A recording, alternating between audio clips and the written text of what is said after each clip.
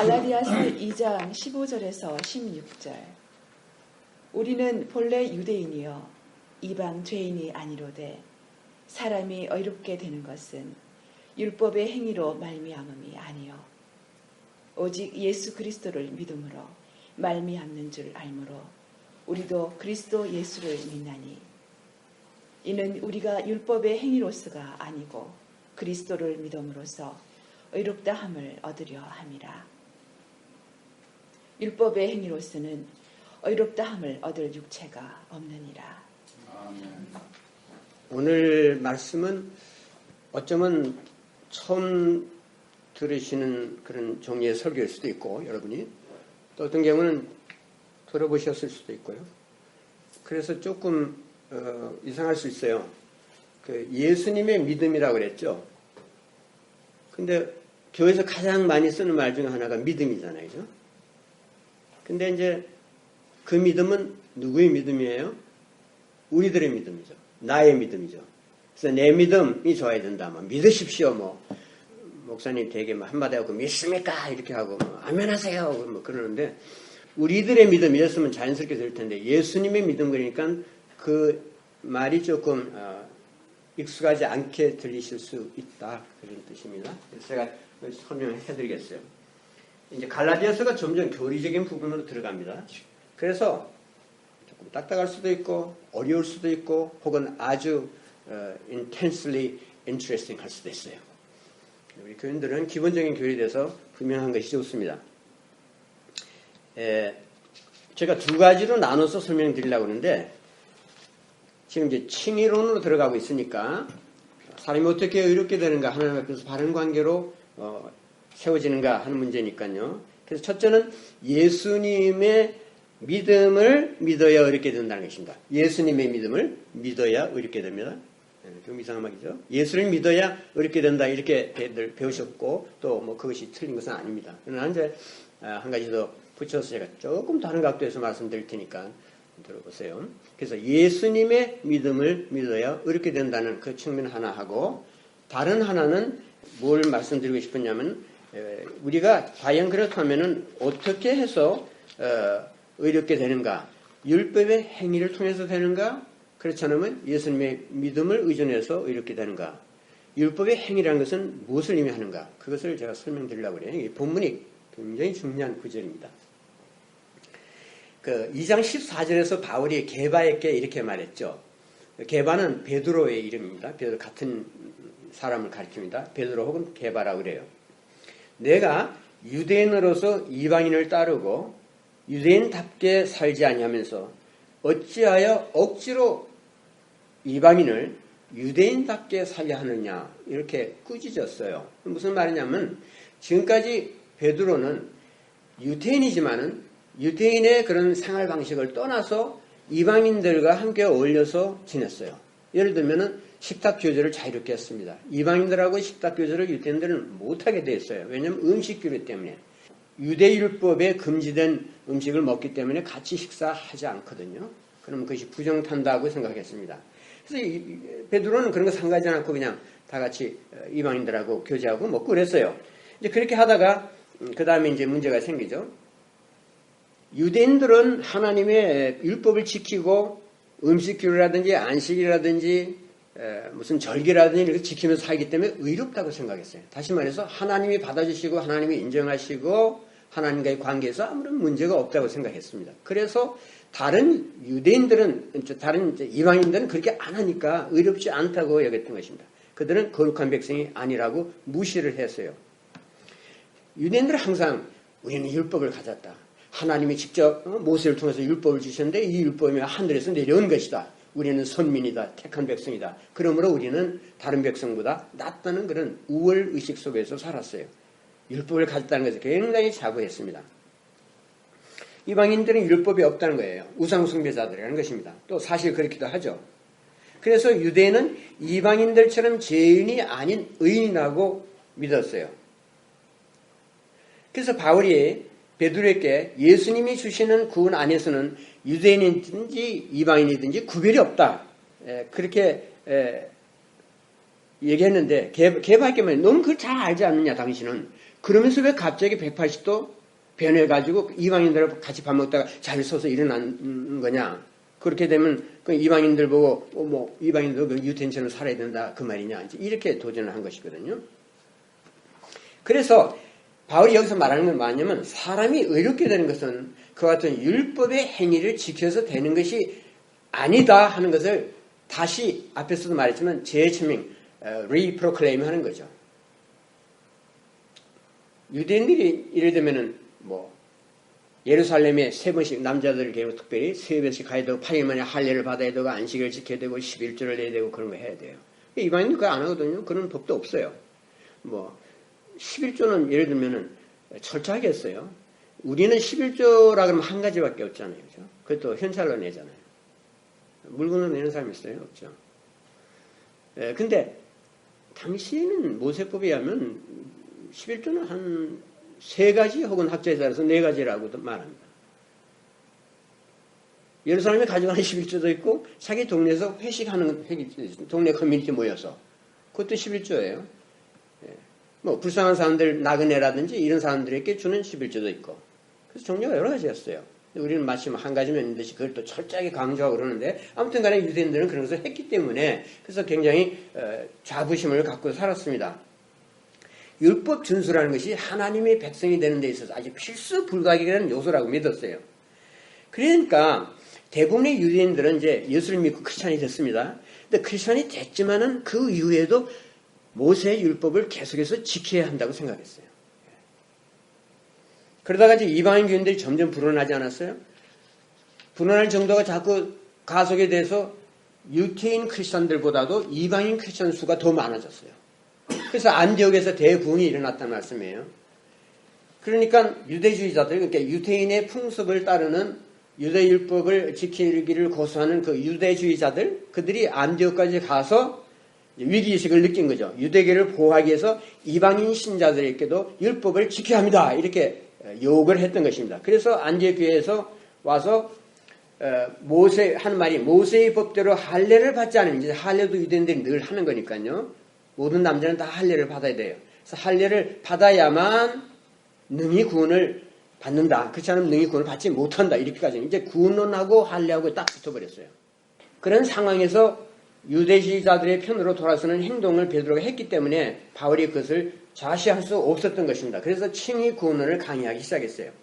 한마디로 의롭게 된다는 것은 예수 그리스도를 믿어서 되는 거라는 거죠. 율법 준수나 뭐 나의 선행이 인간의 그런 아무리 뭐 좋은 행위를 할지라도 하나님 앞에서 죄가 없는 의로운 자로서 세우게 하지 못합니다. 복음의 핵심이 뭐냐면 나를 위해서 십자가에서 자기 자신을 버리신 예수 그리스도를 하나님이 보내신 구원자로서 하나님의 아들로서 믿어야만 구원을 받는다는 거예요. 그렇게 하고 나면 어떻게 되냐? 하나님께서 너는 더 이상 죄인이 아니다. 죄를 지은 적이 한 번도 없다고 버리시는 겁니다. 예수님의 생애 전체가 우리에게로 넘어와요. 그래서 내가 예수님의 산 그 삶이 나의 삶으로 간주되기 때문에 어렵다고 여겨진다고 했어요. 예수님이 완전한 삶을 사시죠. 죄를 한 번도 지으신 일이 없어요. 하나님의 전적으로 순종하셨습니다. 하나님의 뜻에 따라서 십자가에 죽기까지 하셨어요. 그 모든 것들이 마치 내가 그렇게 산 것처럼 넘어온다는 거죠. 그런데 이제 문제는 예수를 믿는다고 했을 때 제가 그 내용을 얘기했습니다마는 그 믿음이 어떤 믿음이 아니에요. 그 내가 믿으면 구원을 받는다고 하는데 대속죄로 내가 예수를 믿으면 구원을 받습니다. 근데 그것이 다냐 이거예요. 구원에 있어서. 전부가 아닙니다. 다른 의미도 있어요. 이제 그것을 오늘 제가 말씀드리려고 하는 거거든요. 예수님을 믿어야 하는 그 본체는 누굽니까? 나 자신이. 내가 믿습니다. 내가 내 의지로 믿어요. 다른 사람이 뭐 나를 위해서 믿어지지 않습니다. 내가 크리스천 가정에 태어났다고 해서 내가 예수를 자동적으로 믿는 건 아니에요. 근데 내가 믿기 때문에 구원을 받는다 이렇게 말을 하면은 어떻게 되냐면 구원이라는 것이 나의 믿음의 덕분이구나. 그래서 나의 믿음을 강조하는 말이 됩니다. 우리는 뭐 믿음이 좋다 나쁘다 뭐 믿음이 낮다 뭐 믿음이 커야 된다 뭐 이런 것을 강조하잖아요. 믿기만 하면 됩니다 그러죠. 믿으십시오 하고 이렇게 강요하다시피 하죠. 또 믿음을 유도하기도 하죠. 그런 것이 이제 습성이 되면은 믿습니다, 믿습니다 하는 그런 칼초 속에서 자라면은 그렇게 하지 않으면 예배 본 것 같지가 않죠. 그래서 목사 할 때마다 막 믿습니다 하게 되고 아멘 해야 되고 그건 굉장히 인위적인 거죠. 유치하고 아주 그 성경이 하라고 지시하는 거 아닙니다. 엉터리 연극 같은 거예요. 그런 조작극의 분위기에서 막 흥분하고 이렇게 하는 것은 신앙생활에 도움이 되지 않아요. 좀 조심하셔야 되고 그렇다고 해서 여러분이 뭐 감동을 받았는데 뭐 뛸 수도 없고 손뼉 칠 수도 없고 할렐루야 할 수도 없고 그런 거 아니에요. 중요한 것은 나의 믿음이 아니고 예수님의 믿음이라는 것입니다. 이것이 포인트예요. 나의 믿음은 어떻습니까? 믿을 수 있어요? 여러분 내 믿음을 내가 믿을 수 있습니까? 못 믿어요. 못 믿다니까. 내 믿음은 저는 확신하면 되는 사람이 있어요? 내 믿음은 올라가기도 하고 내려가기도 해요. 내 믿음은 완전하지가 않습니다. 어저께는 확실히 믿을 것 같았는데 지금은 안 믿어져요. 그래서 나는 나의 믿음을 신뢰할 수 없습니다. 나의 믿음은 대상이 있어야 하죠. 근데 그 대상이 누구예요? 예수 그리스도. 근데 예수님이 세상을 어떻게 사셨어요? 예수님이 흔들리면서 사시지 않았어요. 예수님의 믿음을 지금 말하고 있습니다. 예수님의 믿음은 완전한 믿음이었어요. 예수님은 하나님을 온전하게 섬기셨고 100% 순종하셨어요. 그래서 하늘 아버지에 대한 충만한 믿음으로 하나님 아버지를 100% 신뢰하면서 하나님 아버지의 말씀을 100% 믿고 사셨어요. 그래서 예수님 믿음에는 흠이 없었습니다. 모든 상황에서 완전한 믿음으로 사셨어요. 그래서 오르락 내리락 하는 것이 없었다는 거예요. 언제나 하나님 앞에서 신실하셨습니다. 자신의 어떤 이기적인 유익을 위해서 사시거나 악과 타협을 하시거나 혹은 하나님을 순종하시지 않은 적이 한 번도 없었어요. 헬라의 그 믿음이라는 단어가 있어요. 근데 그 단어가 믿음이라는 뜻도 있지만 신뢰라는 뜻도 있어요. 그래서 그 안에는 신실하다, 신뢰, 신실하다 뭐 유사하잖아요. 믿음이라는 뜻도 있고 신실하다는 뜻도 있어요. 그래서 갈라디아서 2장 16절은 이렇게 번역을 할 수가 있습니다. 그 언더라인 한 것을 보세요. 이게 어떻게 해요? Yet we know that no one is justified by the works of the law, but by the faithfulness of Jesus Christ. 예수 그리스도의 뭐로요? 신실하심으로, 예수 그리스도의 신실하심에 의해서 의롭게 되는 것이다. 그죠? 그 다음에 또 보면 And we have come to believe in Christ Jesus so that we may be justified by the faithfulness of Christ. 예수 그리스도의 또다시 신실하심에 의해서 의롭게 되기 위한 것이다. 그랬죠? 그 다음 제가 설명하겠습니다. 이 성경은 New English Translation, 그 NET라는 최근에 번역이 있어요. 그런 different version이 있습니다. 인터넷 들어가시면 이거 다 보실 수 있어요. 그래서 제가 이렇게 번역을 해봤습니다. 그러나 우리는 아무도 율법의 행위로 이렇게 되지 않고 예수 그리스도의 신실하심으로 의롭게 된다는 것을 압니다. 조금 다르죠? 우리가 좀 전에 알던 성경 번역하고는. 그래서 우리는 그리스도 예수를 믿게 되었는데 그것은 우리가 율법의 행위가 아닌 그리스도의 신실하심으로 의롭게 되는 것입니다. 왜냐하면 율법의 행위로는 아무도 의롭게 될 수 없기 때문입니다. 이렇습니다. 여기 다 한꺼 보실까요? 여기 보면 이거는 킹 제임스 버전이라고 아시죠? 근데 다시 이게 번역했어요. 그래서 21st century king james version이라고 나왔는데 거기도 보면은 이렇게 나오죠. 그 밑에 그거 보면 we might be justified by the faith of Christ. 그리스도의 여기는 신실하신 대신에 faith라고 했죠. 믿음이라고 했죠.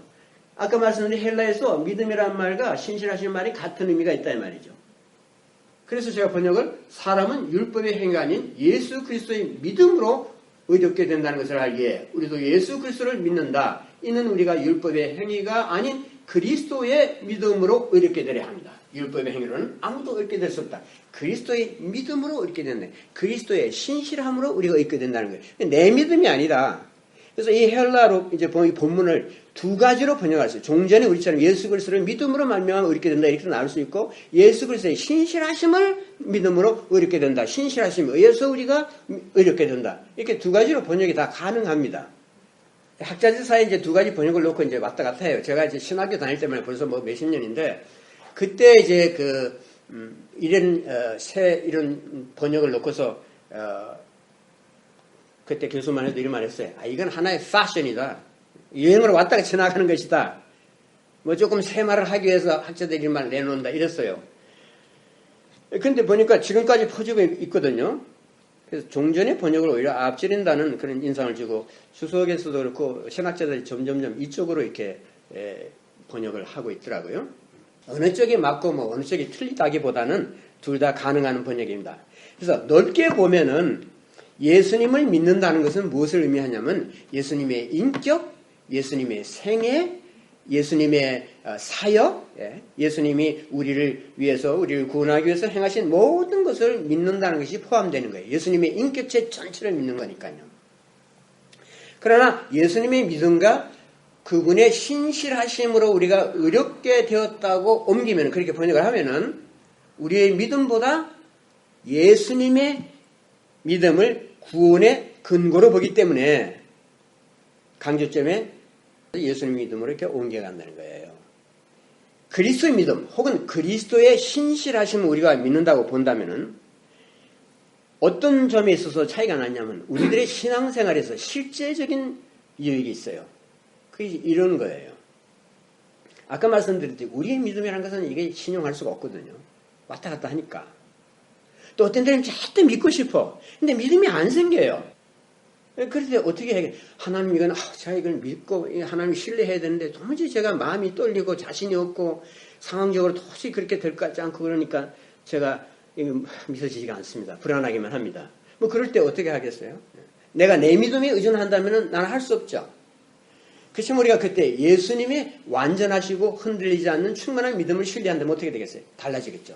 저는 믿음이 없지만 예수님이 온전하시고 강력한 완전한 믿음을 제가 의지해서 제가 일을 넘겨야 되겠습니다.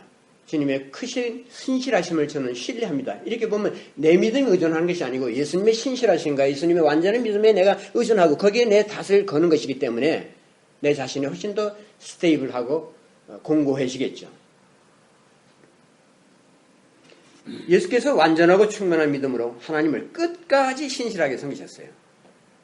그래서 예수님의 삶과 죽음은 하나님의 뜻대로 완전하게 이루어졌습니다. 여러분, 왜 예수님의 기도를 하나님이 항상 들으신지 아세요? 예수님의 믿음이 완전하기 때문이에요. 완전한 믿음으로 기도를 하시기 때문에 하나님께서는 언제나 완전하게 응답해 주십니다.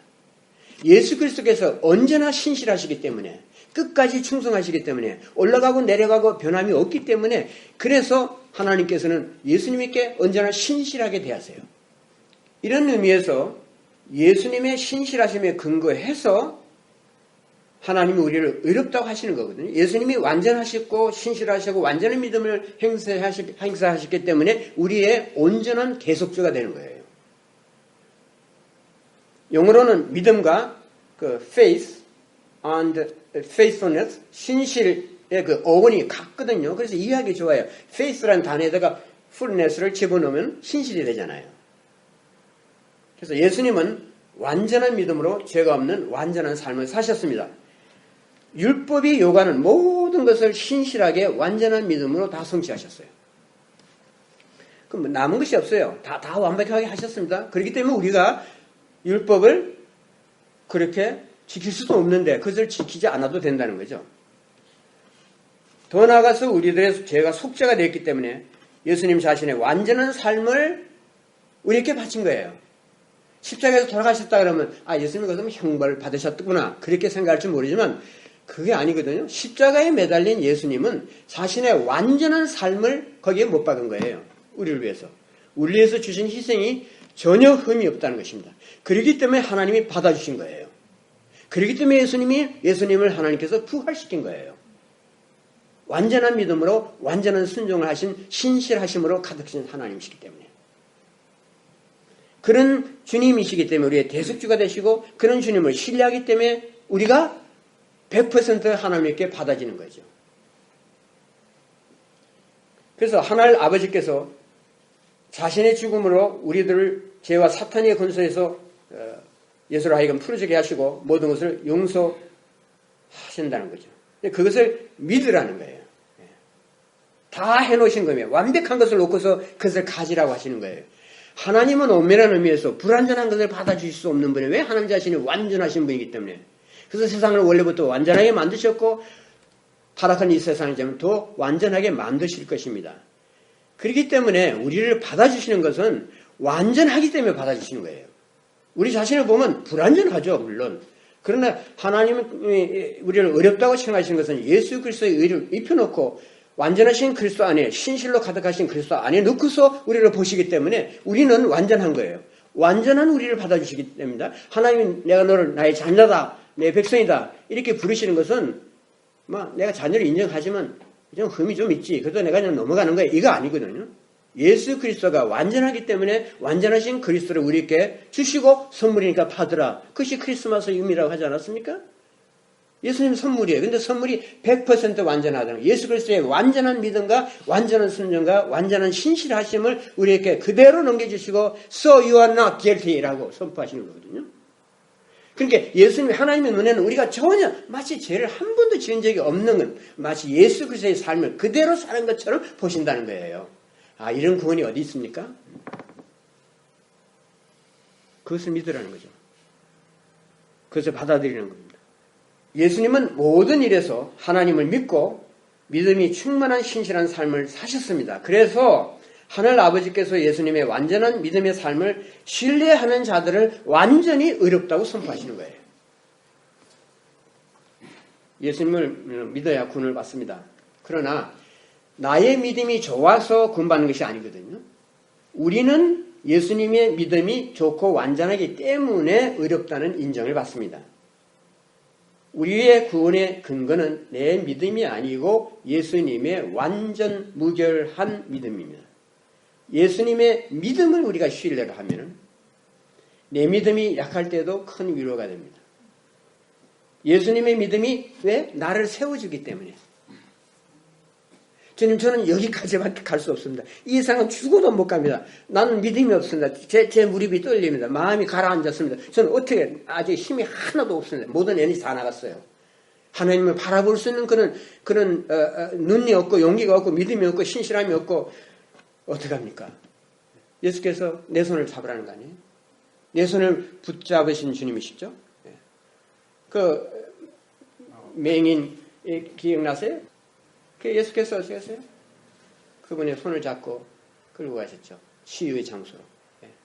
그래서 눈이 낫게 하지 않았습니까? 주님이 내 손을 붙드시죠. 그래서 성경에 보면 내 손을 붙드신 주님이란 말이 나오잖아요. 그래서 내가 혼자 내 믿음으로 주님 저기 계시니까 내가 갑니다. 이게 아니라 내가 주님의 이름을 부르고 주님의 신실하신가 100%의 믿음을 내가 믿고 그것을 저는 믿습니다. 제 믿음은 약하지만 저는 예수님의 믿음을 믿습니다. 그럴 때 주님이 내게 오셔서 내 손을 붙잡으시는 거죠. 너는 나를 믿구나 이거죠. 나의 100% 믿음을 믿는다. 하나님께서 완전하게 받으신 나의 신실하심을 믿고 신뢰하고 거기에 의존해서 살겠다고 하니까 됐다는 거죠. 그게 우리가 구원받는 길이에요. 예수님이 다 행하시고 믿으라는 겁니다. 우리는 내 믿음이라는 건 그냥 손 내미는 것밖에 없어요. 예수님 손 잡으려고 할 때 내 손 믿는 그거밖에 없습니다. 내 믿음이 좋고 나쁜 거 없어요. 그래서 단순한 믿음, saving faith라는 것은 내 믿음이 크고 적고 그게 문제가 아니에요. 요만큼만 희로레 같은 믿음이 있어도 손 내밀 수만 있으면 되는 거예요. 다시 말해서 내가 낫기를 원하느냐. 내가 낫기를 원하는 마음만 있으면 되는 거예요. 그리고 믿음은 예수의 믿음에 의존하면 되는 것입니다. 그래서 나는 하나님 앞에서 내 믿음으로 서 있는 것이 아니고 예수님의 믿음으로 서 있습니다. 나는 나의 믿음 생활이 완벽하고 충만하기 때문에 하나님을 아버지라고 부를 수 있는 것이 아니에요. 내 믿음은 여러분 항상 부족합니다. 내 믿음 생활하는 것이 일정하지가 않아요. 예수님의 완전 무결한 믿음에는 변함이 없어요. 예수님은 지금도 하늘에서 무슨 일을 어떻게 하고 계세요? 하나님 앞에서 중보하시죠. 우리들 위해서 중보, 우리를 위해서 기도하시고 하나님 아버지하고 회하시고 어떻게 하신다고? 내가 저 아이를 위해서, 저 자식을 위해서, 저 아무를 위해서 아버지 제가 십자가에 나의 온전한 믿음으로 온전한 신실함으로 최선을 바쳤습니다. 그래서 제 모든 것을 다 희생하고 피를 흘리지 않았습니까? 그러므로 저의 믿음을 보십시오. 제가 지금 흔들리고 얄약해고 지금 답답하고 괴로워하고 저러는데 믿음을 갖지 못하고 자신이 없고 구원을 확신 잘 하지 못하고 하나님을 바라보고 하나님 이름 부르지 못하는데 근데 저의 믿음을 보세요, 주님. 아버지, 저는 지금 아버지 앞에 완전 무결한 믿음으로 서 있지 않습니까? 지금 저 아이가 신실하지 못하지만 저는 계속해서 영원토록 신실하지 않습니까? 아버지, 저를 보시지 않습니까? 제 속에 있는 저 아이를 보십시오. 이렇게 보는 거죠. 예수께서 지금도 하늘에서 그 같은 온전한 믿음을 우리 위해서 기도하고 계신다는 것을 생각한다면은 그것이 우리가 충만한 또 신실한 믿음의 산상을 할 수 있는 동기부여가 되는 것입니다. 예수님의 믿음과 신실하심으로 우리가 의롭게 됐을 뿐만 아니라 이 세상을 사는 동안 계속해서 예수님의 완전한 믿음과 완전하신 그 신실하심에 의존해서 사는 것이 크리스천 라이프예요. 그렇기 때문에 내 믿음 의존하지 마시고 내 믿음이 연약하더라도 낙심하지 마시고 내 믿음이 내 마음이 약해질 때 시편에 보면 그런 말이 있거든요.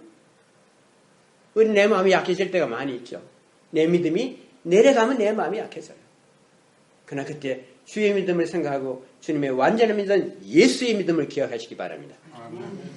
그 다음에 두 번째로 율법의 행위는 무엇인가 한 것입니다. 16절에서 율법의 행위로는 의롭게 되지 않고 오직 예수 그리스도를 믿음으로써 그리스도를 믿음으로 의롭게 된다고 했습니다. 행위와 믿음을 대조하는 거예요. 그런데 여기서 말하는 율법의 행위라는 것이 뭐냐고요. 뭘 보고 율법의 행위라고 그러냐. 뭐 율법대로 행하는 것이 율법의 행위겠죠. 뭐 그렇게 생각하면 간단해요. 그런데 이제 조금 이슈가 되는 것이 있습니다. 앞에서 바울이 말하는 것이 식탁 교제였어요. 이방인들하고 식탁 교제하다가 이제 그 베드로하고 이제 문제가 생겼는데, 그래서 그 문맥이 식탁 교제이기 때문에 바울이 말하는 율법의 행위라는 것은 음식 규례를 지키고 이방인들과 접촉하지 않는 것을 가리키는 것 같습니다. 근데 이것은 간단한 것 같은데 굉장히 큰 논쟁거리예요. 한편에서는 율법의 행위는 모세법 전체를 가리키는 것이다 이렇게 보고, 다른 한편에서는 뭐라 하냐면 그 율법의 행위라는 것은 유대인들의 독특한 생활 양식을 말하는 것이다 이렇게 말하는 사람들이 있어요. 그러니까 독특한 생활 양식이라는 건 뭐 할례, 안식일, 뭐 음식 규례 뭐 이런 것들이라 그러죠. 그래서 그렇게 보는 학파를 새 관점 학파라고 그래요. 그냥 참고로 말씀드려 뭐 모르셔도 좋습니다. New Perspective라고 하는 그런 학파가 있어요. 요즘 이제 신학을 조금 하시는 분이라고 한다면은 새 관점 학파가 주장하는 이론이 무엇인지를 상식적으로는 알아요. 이것은 이제 전통적인 칭의론을 도전하는 것이기 때문에 현재 신학계에서 아주 핫 이슈가 되고 있어요. 그래서 본 강의에서는 여기서는 제가 율법의 행위를 모세 율법 전체를 가리킨다고 전제하고서 말씀을 드리겠습니다. 근데 그 근거가 어디 있냐면 갈라디아서 3장 10절이에요. 그리고 보면 이렇게 말씀이 나오는데 무릇 율법 행위에 속한 자들은 저주 아래 있나니 기록된 바 누구든지 율법책에 기록된 대로 모든 일을 항상 행하지 아니하는 자는 저주 아래 있는 자라 했습니다. 예. 바울이 이 구절에서 율법 행위를 뭐 몇 가지 유대인들의 그런 독특한 그런 전형적인 정결 예식이나 뭐 음식 규례나 할례나 뭐 안식일이나 뭐 이런 것을 말하는 것을 국한시키지 않고 모세 율법 전체를 가리키고 있다는 것이 이 구절에서는 분명한 것 같아요. 물론 이제 당시 유대인들은 그와 같은 전형적인 유대인들의 그런 생활 습관, 종교 습관들을 행하면은 하나님의 언약 백성 속에 들어갈 수 있는 자격이 있다고 믿었어요.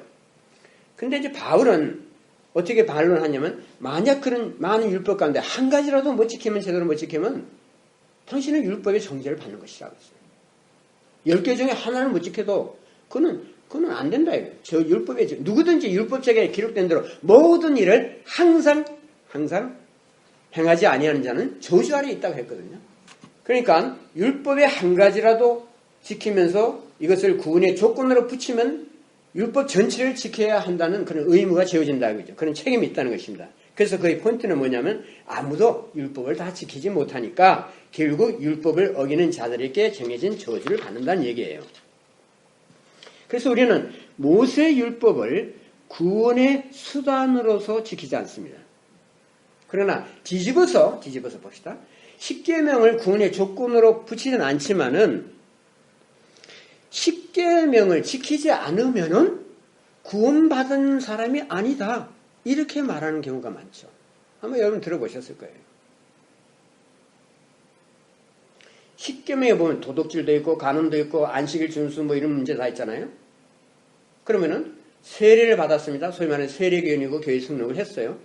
근데 주일을 빼먹으면 어떻게 됩니까? 그 안식을 어기는 거잖아요. 안식일 토요일이 일요일로 바뀌었다. 개신교는 그렇게 보죠. 예수님은 주일날 부활하셨기 때문에 되게 그렇게 설명합니다만은 뭐 어쨌든 안식일이든 주일이든 같다는 얘기니까. 그러면 주일 자꾸 빼먹으면 어떻게 돼요? 그럼 그 사람은 구원받은 사람이. 여러분 도둑질 하지 말라 이런 말 십계명에 있습니다. 비즈니스 하시는 분들, 대략 자영업 하시는 분들, 뭐 큰 회사도 마찬가지입니다만은 한두 번도 아니고 상습적으로 세금을 속인다면 어떻게 되겠어요? 세금 속이는 경우가 많은데 사실은 8세자는 그러면 구원받은 교인이 아닐까요? 율법이 구원의 잣대가 되면은 아무도 구원받지 못합니다. 누구도 율법을 다 지킬 수 없기 때문이에요. 그래서 은혜의 구원이라 해야 된다는 거예요. 바울이 로마서에서 이렇게 말합니다. 제가 표준 세번역으로 읽어드립니다. 그러나 이제는 율법과는 상관없이 하나님의 의가 나타났습니다. 그것은 율법과 예언자들이 증언한 것입니다. 그런데 하나님의 의는 예수 그리스도를 믿는 믿음을 통하여 오는 것인데 모든 믿는 사람에게 미칩니다. 칭의 구원이라는 것은 율법하고 상관이 없다고 그랬어요. 근데 상관이 없다고 그랬는데 왜 자꾸 그것을 끌어들이냐 이거죠. 율법은 구원에 관한 한 아무 영향을 주지 않는다는 거죠. 율법은 믿음이 온 이후는 어떻게 됐냐. 자기 갈 길이 여기까지예요. 여기까지 갔어요. 여기까지 갔으니까 여기까지 왔어요. 이제 예수님이 오셨을 때. 그러니까 자기는 물러서야죠. 예. 뭐 올림픽 같은 거 할 때 뭐 바톤 이렇게 하는 그 릴레이 있잖아요. 그러면 자기가 막 달려서 이제 그 다음 그 달릴 사람에게 경주에게 이거 바톤 넘겨줬어요. 그 사람 손이 잡혔어요. 그러면 어떻게? 자기는 스톱해야죠. 같이 따라가면 안 되죠. 예. 근데 그 추진력이 강해서 계속 한척 가는 사람도 있더라고요. 우리가 그런 식으로 예수 믿어서 안 된다. 예수님께 넘겨줬으면 끝내라고 깨끗하게. 모세가 거기까지 갔으면 모세님은 이제 뒷좌석에 앉으셔야지. 그리고 예수님 달리는 거 구경해야 될 거 아니겠어요? 그걸 믿어야 될 거 아니겠어요? 그런데 율법과 상관없이 우리가 구원받는데 율법이 온 이유는 믿음이 온 이유는 뒤로 물러선다는 거예요. 믿음이 온 이유는 예수 그리스도를 믿는 그런 믿음의 시대가 와서 예수 그리스도의 은혜의 시대가 왔을 때는 자기 일이 끝난 것입니다. 그래서 주 예수의 신실하심 먹고 우리가 구원을 받았어요. 그러니까 어떻게 됩니까? 예수 믿고 구원을 받았으니까 이제는 예수님을 섬겨야죠. 모세가 아닌 모세의 계명이 아닌 예수님의 사랑의 법으로 살아야 된다는 거죠. 만일 율법에 의존해서 하나님의 자녀가 되려고 한다면 구원의 확신을 가질 수가 없어요. 왜? 내가 율법을 지켰는지 안 지켰는지 또 이것도 못하고 또 저것도 못했네. 그러니까 구원의 확신이 없어요. 그러니까 맨날 어떻게 됩니까? 넋두리 기도하게 됩니다. 우리가 율법을 통해서 내가 구원을 받겠다. 그러면 항상 걸리는 게 있어요. 그래서 기도를 하는데 항상 넋두리 기도를 하거든요. 왜 그러냐? 구원의 확신이 없어. 예수 그리스도께서 나를 사랑하셔서 자신의 온전한 믿음으로 완전한 신실하심으로 나를 위해서 희생을 하셨고 그 희생을 하나님이 완전히 받아주셨기 때문에 나를 온전하게 받으셔서 죄 없는 자로 보시고 의롭다고 선포하신다는 데한 확신이 없는 거예요. 왜 자꾸 죄를 지니까? 죄를 지니까 어떻게 율법에 비춰보면 나는 자꾸 죄인인 거예요. 교회를 한동안 못 나가면 양심이 편치 못하고 11조 하지 않아도 죄책감이 들고 그래서 이런저런 율법의 규례로부터 우리가 묶여 있는 거죠. 그러니까 해방된 거라 이거죠. 모세는 끝났다고 여기셔야 됩니다. 하나님께서 율법 준수에 근거한 나의 의가 아닌 예수님의 흠 없는 의로 나의 죄를 덮으시고 예수님의 완전한 믿음과 완전하신 신실하심을 통해서 나를 구원하셨어요. 여러분 그것을 확신하셔야 돼요. 그래서 나는 예수님만 바라보고 예수님만 따르면 되는 거예요. 내 믿음이 연약할 때 예수님의 완전한 믿음을 의지하고 내가 죄를 지었을 때 예수님의 죄 없는 삶에 근거해서 하나님이 나를 용서하신다는 것을 기억을 하고 하나님 이름을 불러야죠. 사실상 우리는 칭의의 선포를 받았기 때문에 정죄 아래 있지 않습니다. 형벌을 받아야 할 죄인이 아니고 의인이에요. 율법의 행위가 아닌 예수님의 신실하심으로 의롭게 됐습니다. 예수님 우리를 온갖 고난 속에서 완전한 믿음으로 우리를 위해서 말이죠. 온전한 믿음으로 사셨고 완전한 신실하심으로 하나님을 섬겼어요. 하나님이 예수님에 대해서 더 이상 요구하는 것이 아무것도 없습니다. 따라서 우리에 대해서도 요구하는 것이 아무것도 없어요. 오직 그리스도 안에 머물라는 겁니다. 그것을 알고 하나님께 감사하는 거죠. 하나님을 찬양하라는 것이고 그러면 그 생활이 어떤 결과를 가져오겠습니까? 의의 열매를 맺는 것이죠. 넘어집니까? 넘어지죠. 물론.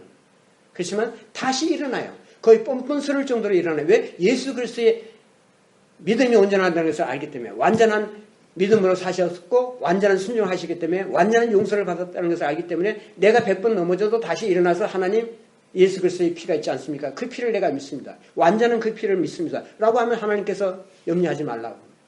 너는 내 안에서 완전하다라고 격려하십니다. 내 믿음을 우리가 구원받지 않고 예수님의 믿음을 구원받다. 여러분 예수님이 세상에 사시면서 믿음을 전적으로 완전한 믿음을 같이 하시는데 누구를 위한 것인지 아십니까? 우리를 위해서 믿으셨어요. 우리를 위해서 완전한 믿음을 행사하셨습니다. 그래서 그 완전한 믿음의 결과를 우리에게 주시는 거예요. 우리에게 주시기 위해서 그래서 완전한 믿음을 가지고 사셨어요. 우리를 위해서 하늘 아버지를 100% 신실하게 믿고 신뢰하셨습니다. 칭의는 우리의 기초석입니다. 우리가 서 있는 반석은 흔들리지 않아요. 완전한 믿음을 가지신 예수님이 우리를 구원하시고 자신의 반석 위에 우리를 굳게 세워두셨습니다. 그래서 지금도 하늘나라에서 우리를 위해서 완전한 믿음과 완전한 신실하심으로 하늘아버지께 중보하십니다. 여러분 완전한 믿음을 가지신 예수님이 우리를 위해서 기도하신다면 그 기도는 100% 응답된다고 우리가 확신할 수 있어요. 그러니까 우리가 주 예수의 이러한 믿음 생활과 신실하심을 믿고 살아야 하지 않겠습니까? 칭의는 내가 몸으로 느낄 수 있는 게 아니에요. 보이는 것도 아니고 들리는 것도 아닙니다. 칭의는 하늘 법정의 선포이기 때문에 나는 내가 그리스도의 온전한 의로 입혀진 하나님의 자녀라는 것을 성경 말씀대로 믿어야 합니다. 꾸준하게 주 예수의 믿음을 의존하며 주님께서 나를 지켜주실 것을 신뢰하면서 사는 우리 모두가 되시기를 기원합니다.